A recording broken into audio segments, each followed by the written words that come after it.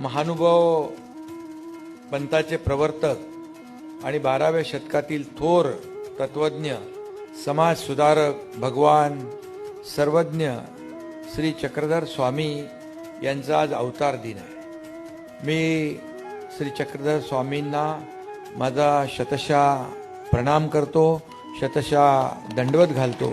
खरं म्हणजे मराठी संस्कृतीची मुळं लीळा चरित्र या ग्रंथात आढळतात।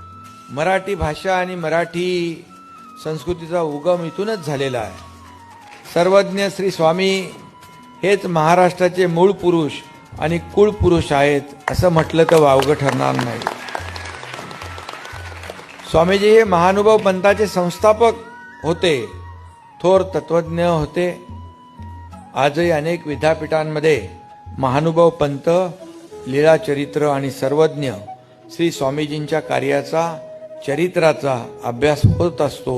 ही देखील आपल्या सगळ्यांसाठी गौरवाची बाब आहे। युगात श्री दत्तात्रेय आणि द्वारपाल युगामध्ये श्रीकृष्ण हे परमेश्वर अवतार झाले, तसे कलियुगात श्री चक्रधर स्वामी हे 12व्या शतकातील परमेश्वर अवतार आहे। वैदिक परंपरेला नाकारून स्त्री शूद्रांसह सर्वांना मोक्षाचा समान अधिकार देणाऱ्या सर्वज्ञ श्री चक्रधर स्वामी यांचे नाव महाराष्ट्रातील समाज सुधारकांमध्ये अग्रक्रमाने घ्यावं लागेल। नागपूर येथे मराठी भाषा विद्यापीठ शासनाने स्थापन केलं आणि म्हणून स्वामीजींनी आपलं संपूर्ण आयुष्य समाज सुधारणांना वाहून घेतलं।